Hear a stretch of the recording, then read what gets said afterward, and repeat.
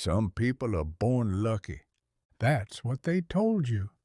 That luck is genetic. That some people arrive in this world under a lucky star, while others are born carrying a heavy stone.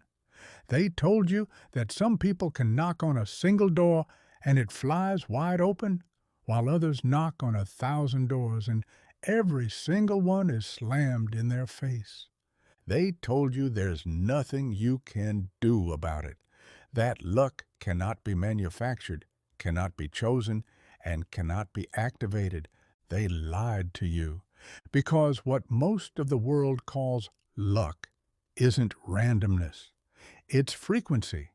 It is a state of consciousness so precise that when you finally tune into it, things begin to fall into place with a speed that feels almost illegal. And today, I am going to tell you the story of a man who spent 50 years being the textbook definition of bad luck.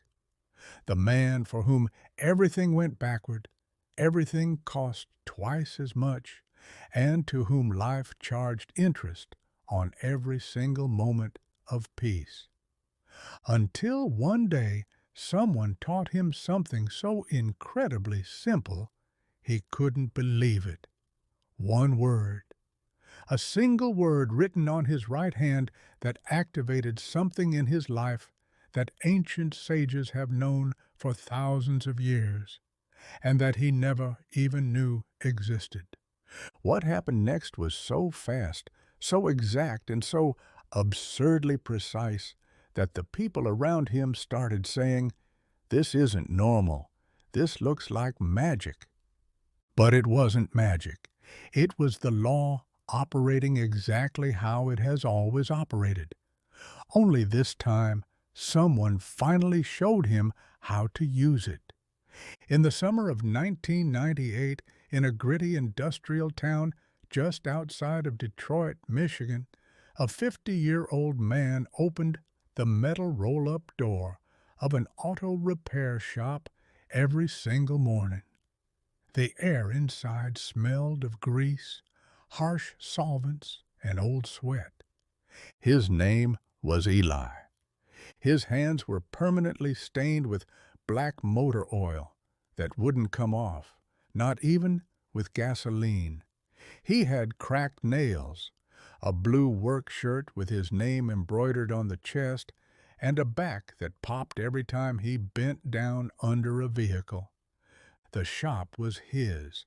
He had opened it 15 years prior with a loan from his brother-in-law that took him a grueling 10 years to pay off. It was a modest 4-car garage with an inspection pit in the center, tools hanging on worn wooden pegboards, and an old calendar on the wall that nobody bothered to flip because, honestly, nobody cared what month it was anymore. Eli was a phenomenal mechanic, one of the best in the county.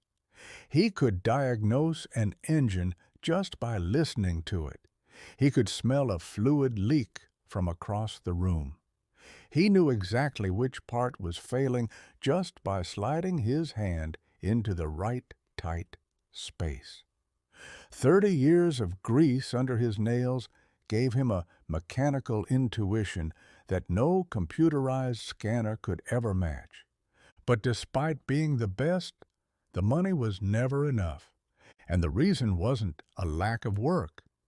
It was what Eli called his luck. Eli's bad luck was legendary around town. People said it with affection, but they said it. Poor Eli, he's got a permanent rain cloud over his head. His close buddy Hank would tell him with a smirk, "Eli, if you bought an umbrella business, the sun would shine forever." Eli would laugh along, but inside, the laughter never reached his chest. Because the list of evidence was long. If Eli bought a brand new tool, it broke within the first week. Literally. He bought a heavy-duty imported floor jack, the absolute best he could find. 6 days later, the hydraulic seal blew. spilling fluid all over the garage floor. He bought a new angle grinder, and the motor brushes burned out on day 2. On a Tuesday, he bought a used diagnostic computer to modernize the shop, and the screen died black before he could even learn how to boot it up. Every investment was a punch to the gut. Every attempt to improve was punished by a breakdown that cost almost exactly what the upgrade was worth. If Eli landed a massive commercial client, the client would vanish without paying the invoice. He had one guy leave a heavy-duty pickup truck for a complete engine overhaul. Eli worked on it for 4 straight days. He bought the replacement parts out of his own pocket, and when he called the owner to say it was ready, the phone line was disconnected. The guy never came back. The truck sat parked outside the shop for 2 months until Eli had to sell it off for parts just to recover a fraction of what he'd invested. If Eli invested in fixing up the shop, something else immediately broke. Right after he painted the front facade on a Saturday, a water pipe burst inside the wall on Monday, ruining the fresh paint with damp mold before it could even fully dry. He retiled the front reception area, and a month later, a freak storm flooded it through a roof leak he didn't even know existed. If one month went well, the next went twice as bad, without exception. It was as if an invisible equation existed, compensating for every good thing with 2 terrible ones, a cosmic scale that always tipped against him. Rose, his wife, a practical, no-nonsense woman who didn't believe in superstitions, had started to notice the pattern. She didn't call it bad luck. She called it something else. Eli, something doesn't add up. It's not normal for everything to go wrong all the time. There has to be something we're missing. But neither she nor he knew what it was. They only knew that every attempt to prosper was crushed by something that felt much bigger than them. But what nobody saw, not even his wife Rose, was what was happening inside Eli's head from the moment he woke up to the moment he closed his eyes. An internal voice repeated the exact same script, day in and day out, with only minor variations.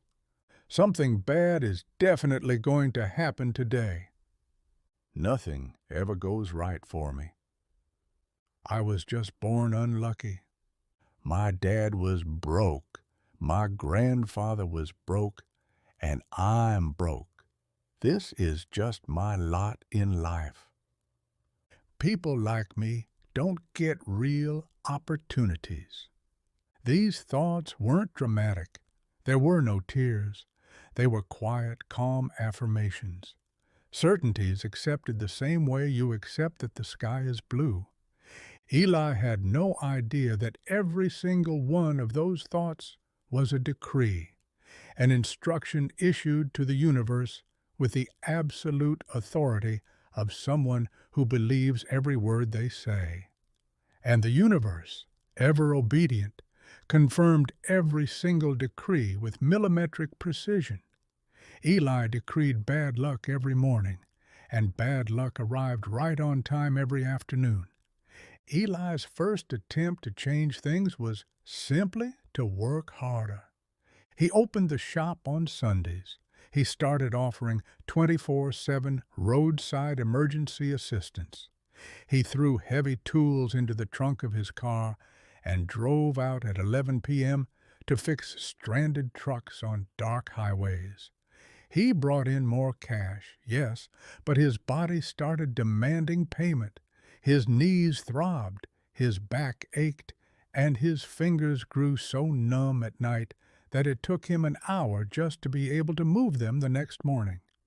And just when the extra money seemed like It might finally give him some breathing room.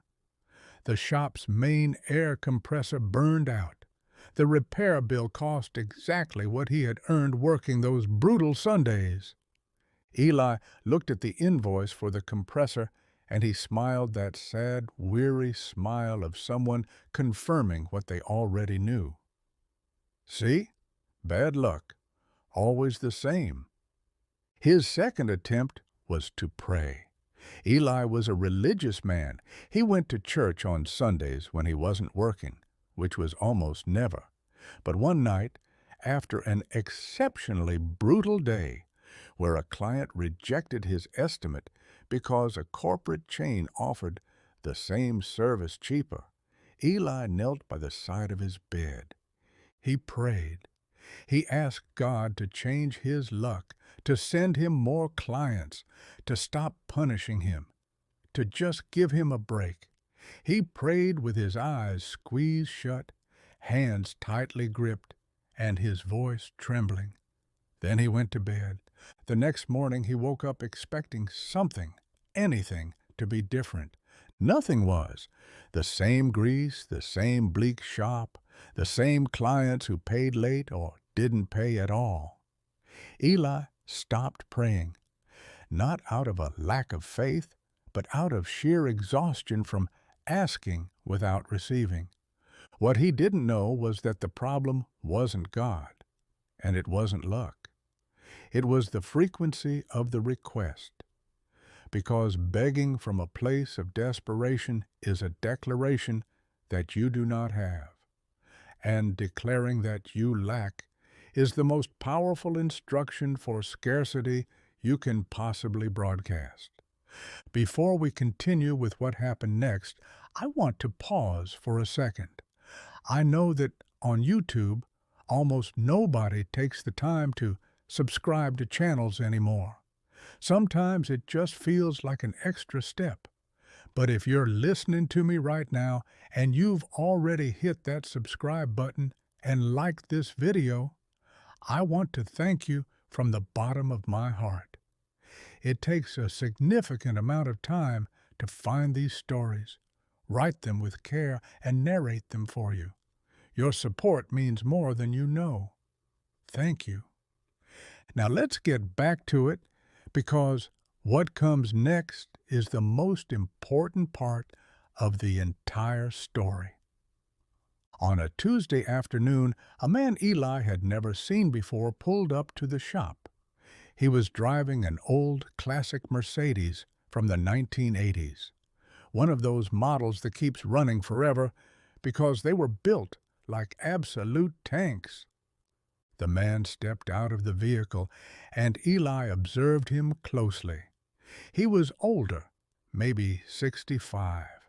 He wore dark trousers, a crisp white shirt with no tie, and a small, subtle kippah on his head, barely visible against his gray hair.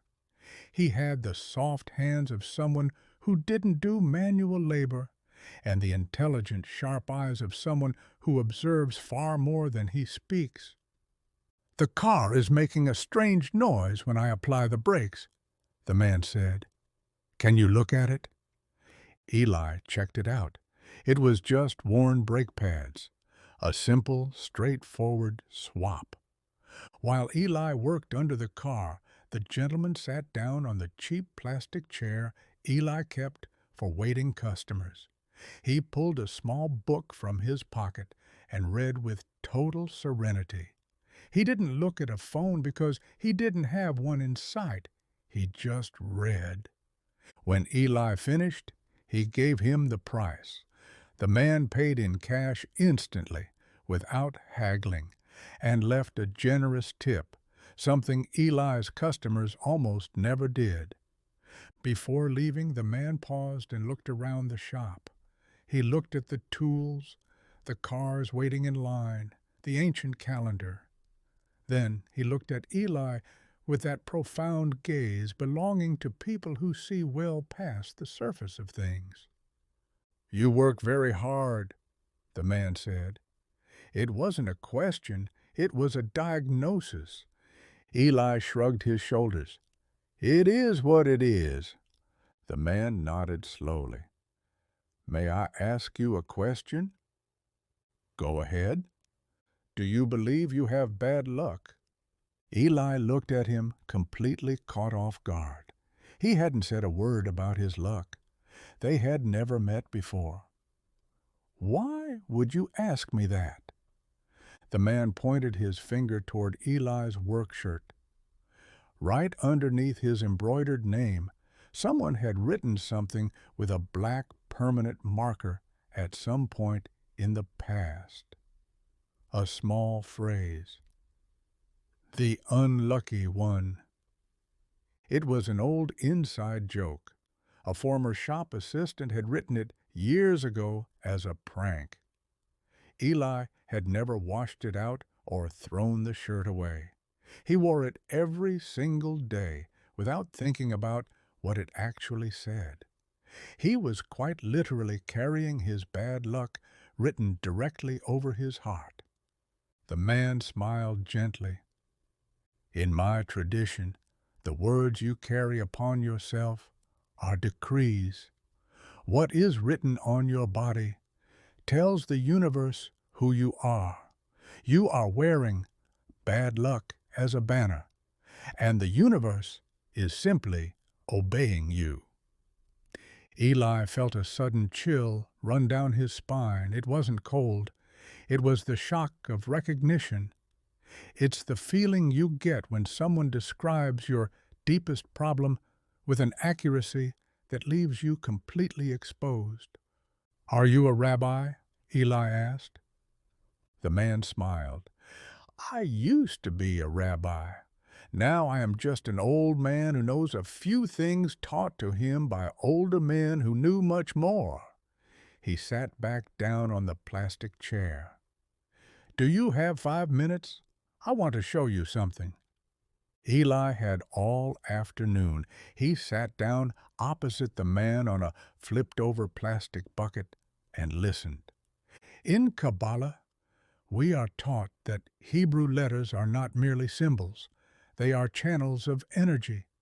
Each letter carries a specific frequency, a vibration, a creative power. The sages say that the universe was created through letters, through combinations of Hebrew letters, functioning not just as human speech, but as a cosmic creative code. When you combine certain letters in the correct order, you create a specific frequency that activates something in the unseen worlds, something the rational mind cannot comprehend, but reality itself must obey. This is not superstition, and it is not magic. It is a spiritual science that has operated for thousands of years for those who practice it with faith and discipline. Eli listened without interrupting. The man spoke with the calm authority of someone who has no need to convince anyone. He simply stated what he knew and let Eli decide what to do with it. There is a word in Hebrew that is one of the most powerful in existence. It is the word Mazal. People often translate it simply as luck, but it does not mean luck in terms of randomness or chance. It isn't the luck of a rolled die that happens to land on the right number. The word mazal comes from the root nasal, which means to flow, to drip, or to descend. To have mazal does not mean you are lucky. It means you have flow. It means you are actively connected to the current of abundance that constantly descends from above. Sages call this Shefa, an invisible, roaring river that never stops running. When someone has Mazal, they are completely tuned into that river. Things flow toward that person without them having to chase them down. Businesses open up, opportunities land in their lap. The exact right people appear, and doors that were previously locked tight unlock themselves. not by chance, by flow, by connection to the source. And when someone lacks Mazal, it is not because God is punishing them. It is because their channel is completely blocked. And that channel is blocked by exactly what you are wearing written across your chest. It is blocked by what you decree every single morning and by the labels you accept as your truth. Eli furrowed his brow. So, how do you get that flow? The man pulled a pen from his pocket. There is an exercise my teachers use to pass down. Simple, yet incredibly powerful. You write the word Mazal on the palm of your right hand. The right hand is the hand of giving, the hand of action, the hand that physically touches and shapes the world. By writing Mazal there, you are declaring with your physical body, I am a channel of flow. Every time you touch something with that hand, every time you shake someone's hand, every time you accept money, that word is there, reminding you, reprogramming you, and whispering to the universe, this man is no longer the unlucky one. This man is a vessel for Mazal. He asked Eli for his right hand. Eli extended it, stained with deep grease and all. The man took the pen and carefully drew 3 Hebrew letters on his palm.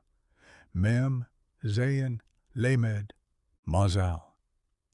Every morning before you open this shop, write this word on your right hand. You can use a pen, a marker, whatever you have. And while you write it, say out loud, I am a channel of Mazal. The flow of abundance passes through me. The paths open up before me. You don't need to understand Hebrew, and you don't need to be Jewish. The frequency of these letters operates completely independent of your language or your religion. What matters is the absolute intention with which you write them, and the consistency with which you carry them. The man stood up, picked up his book, and before stepping back into his vintage Mercedes, he left Eli with one final instruction. And please, scrub that shirt, because as long as you wear bad luck over your heart, that is exactly what you will receive.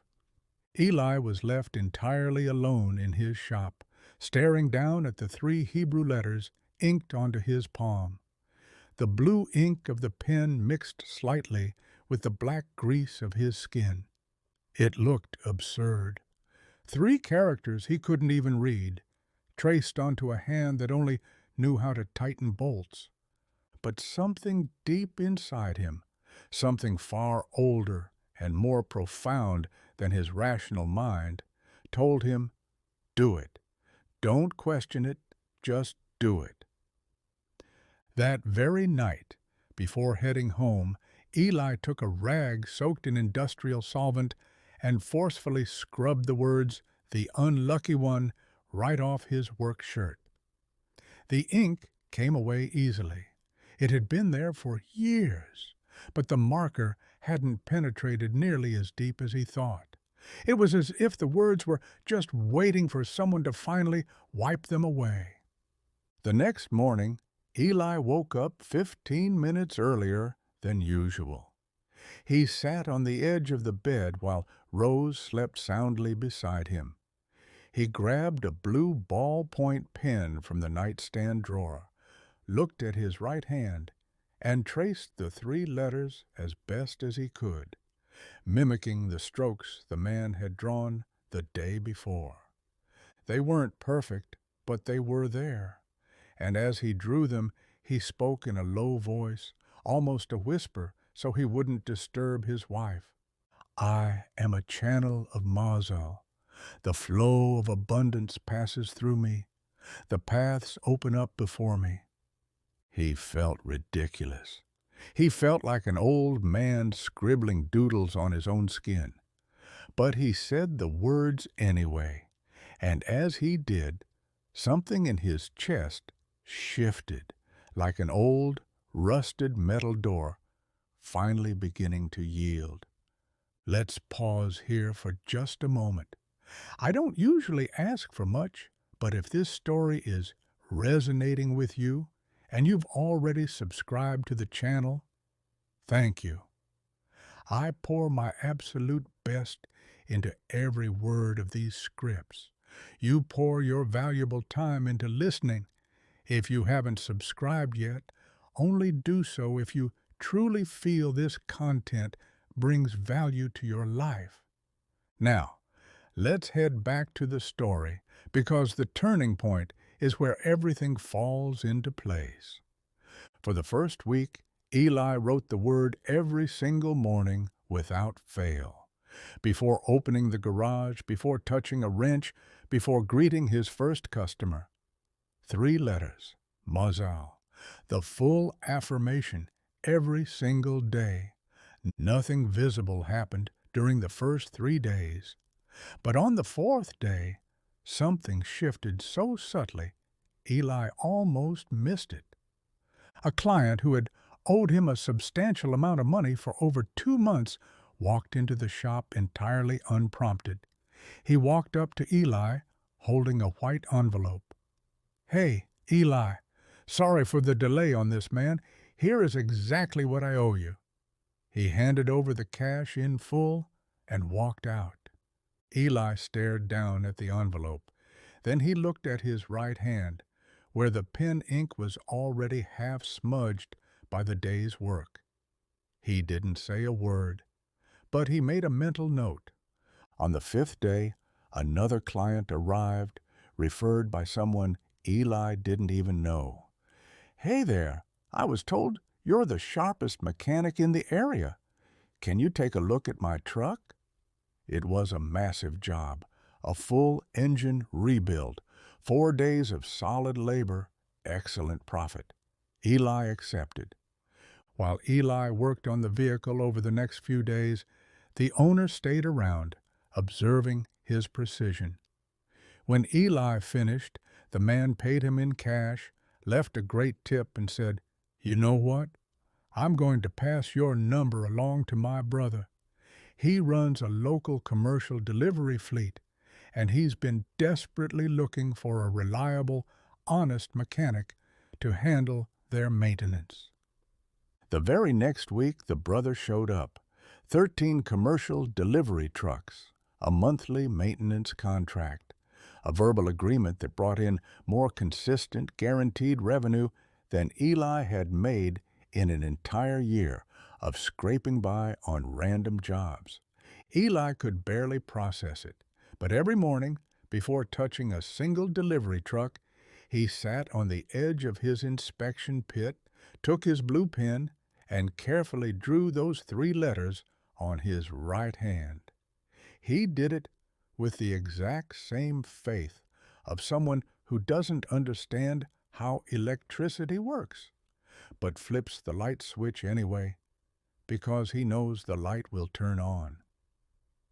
I am a channel of Mazal. The flow of abundance passes through me. The paths open up before me. Rose caught him one morning. She saw him sitting on the edge of the bed, intensely drawing on his palm with the blue pen. "Eli, what on earth are you doing?" He held up his hand and showed her. He told her about the man, the vintage Mercedes, the word, the Hebrew letters. Rose looked at him with that beautiful mix of love and slight worry that wives have when their husbands start doing strange things, and yet she couldn't deny reality. "It's working, isn't it?" she whispered. Eli thought about it for a moment. "I don't know if it's the word itself, but ever since I started writing it, things outside are changing.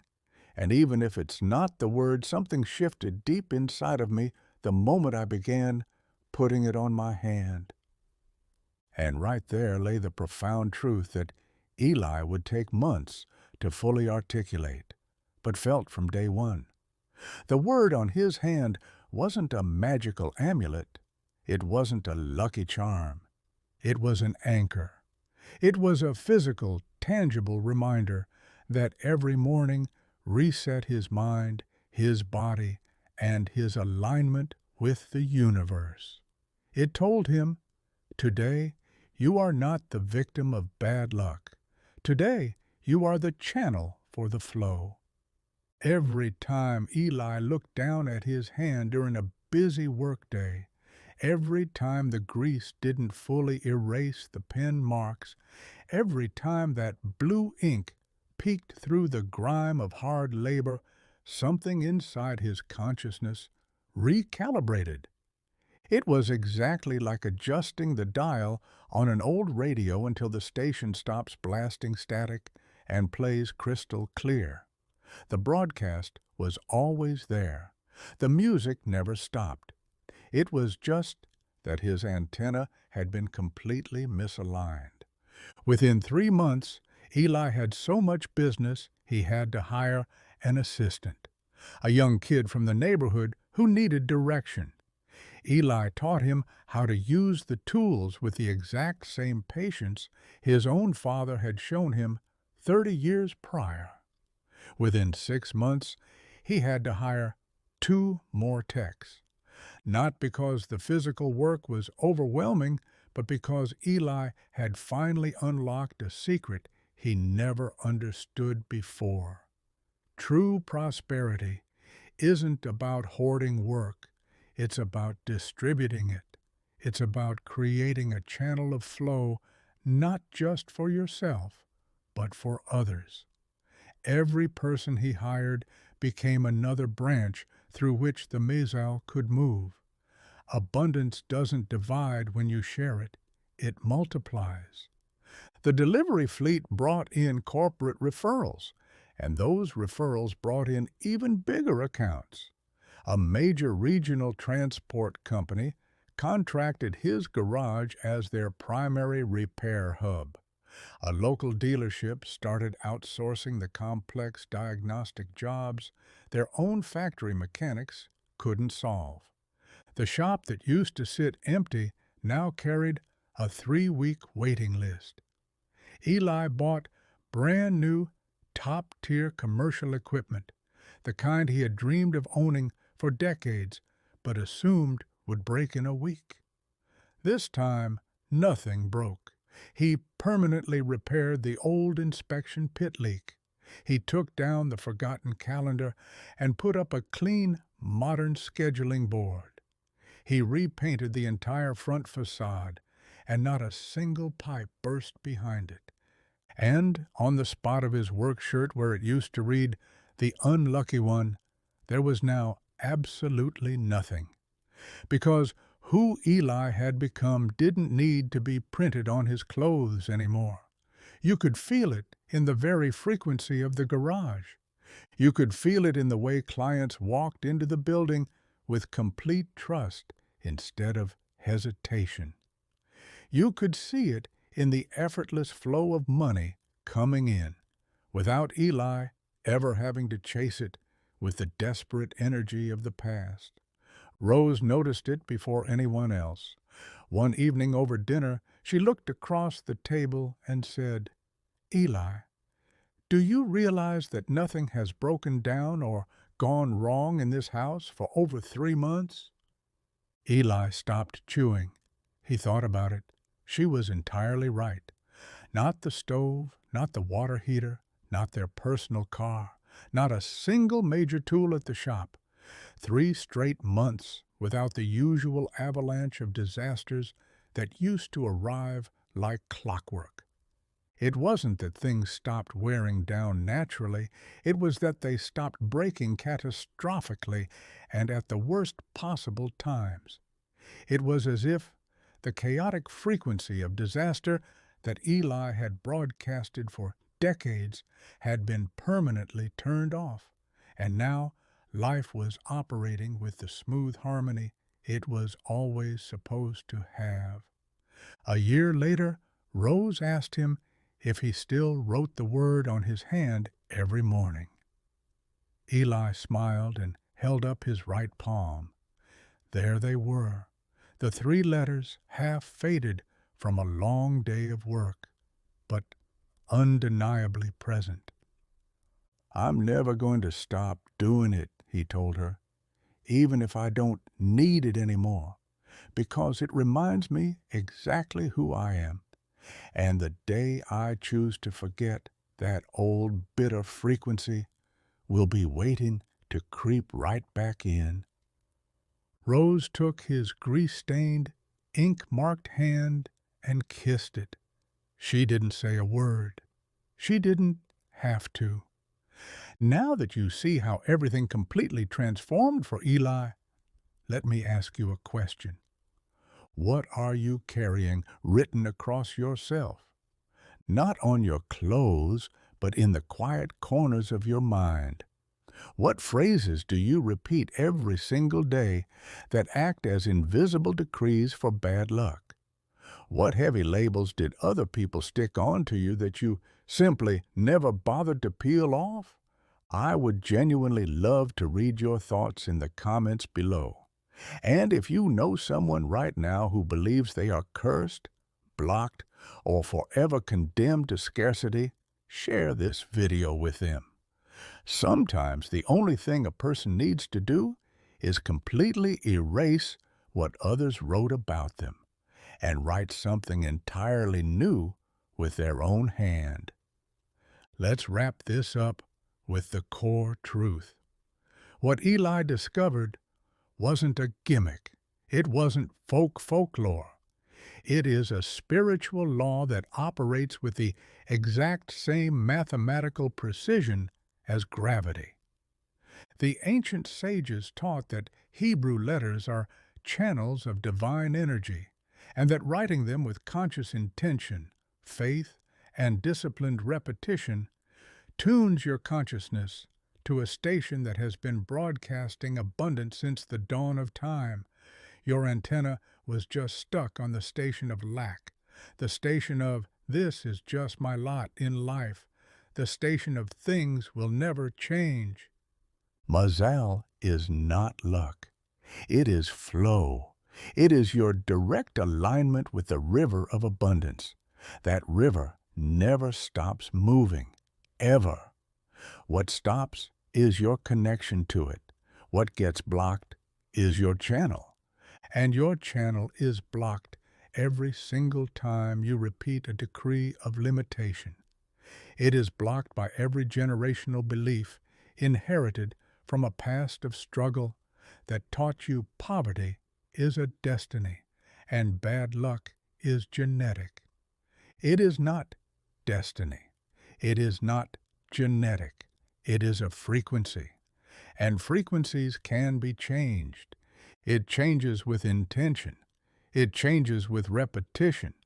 It changes with an act as beautifully simple as writing a word on the palm of your hand every single morning to declare who you truly are.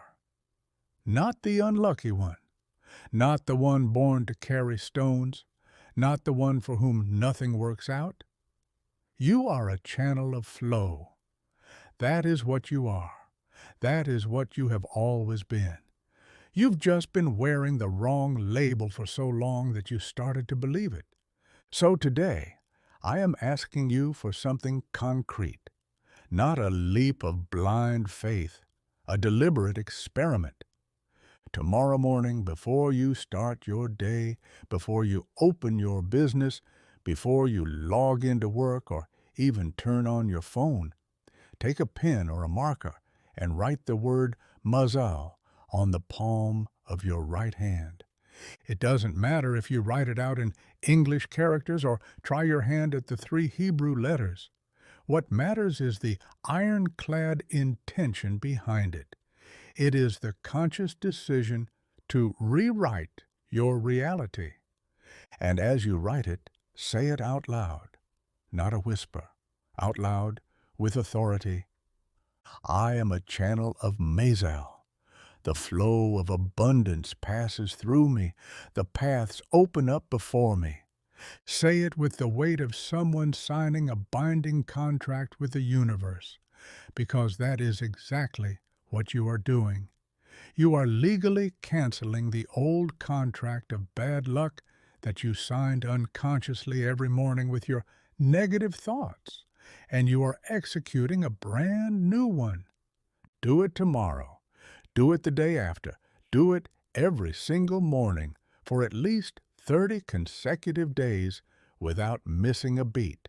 Commit to it with the exact same discipline of a master mechanic who opened his shop every single day for 30 years without a single complaint.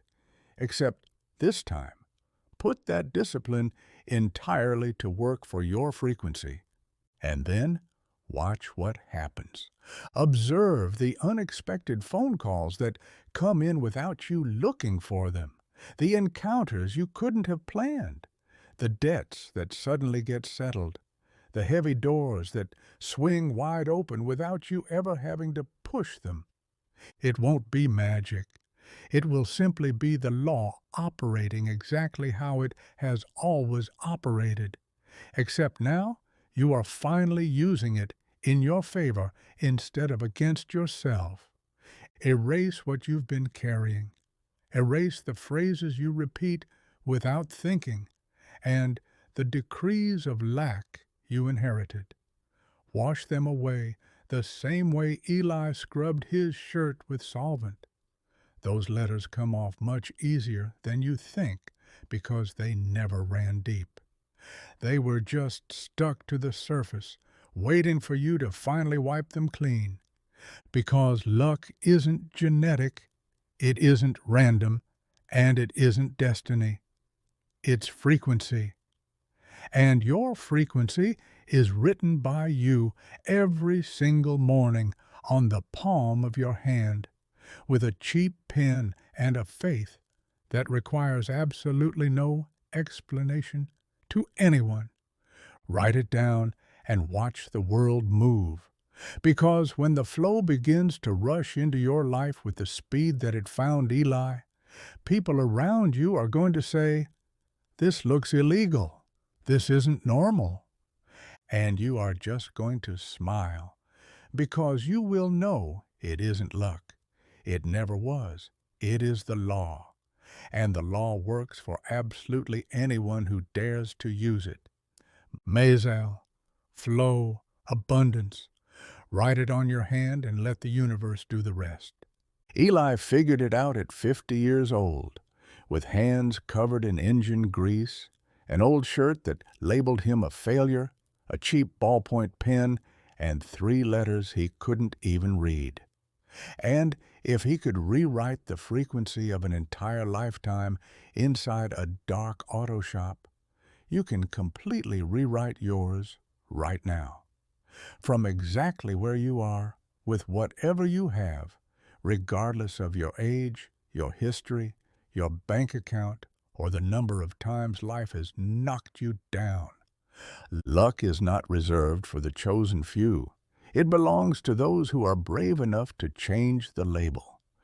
Go change yours today.